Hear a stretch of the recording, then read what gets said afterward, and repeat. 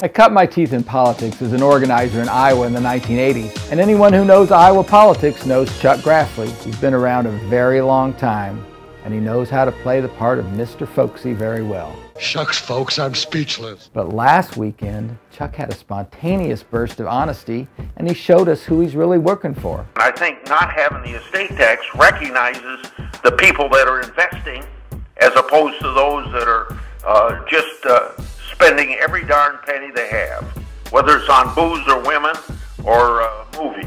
See, Chuck and the Republicans think that if you aren't born a very, very rich person's kid, it must all be your fault. And if you're working 3 jobs in order to feed your kids, if you have a degree but are saddled with student loan debt without a decent job to pay it, or if you were once middle class but your savings have been obliterated by medical bills, that's your own fault. You just aren't working hard enough, you mooch. What does the mooch think?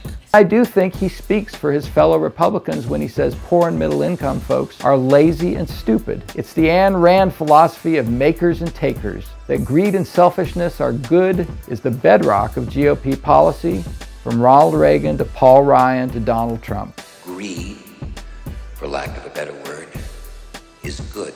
Oh, and I almost forgot Finance Committee Chair Orrin Hatch. After giving this massive windfall to millionaires, Hatch says we don't have money for CHIP, the program that pays for health insurance for 9 million poor kids. He took the opportunity to say this. I have a rough time wanting to spend billions and billions and trillions of dollars to help people who won't help themselves, won't lift a finger, and expect the federal government to do everything. So watch out for those lazy 6-year-olds trying to leech off the government for their health care, folks. You know, these ideas are garbage. Democrats believe instead that working people of this country make America great, and that if you invest in them instead of trust fund babies like Paris Hilton, our country will reap big rewards economically and in every other way. That philosophy rebuilt our nation after the Great Depression and made us the most prosperous country in the world in the 60s and 90s. To Gordon Gekko Republicans, I tell you this: greed is not good. Building from the bottom up and the middle out is.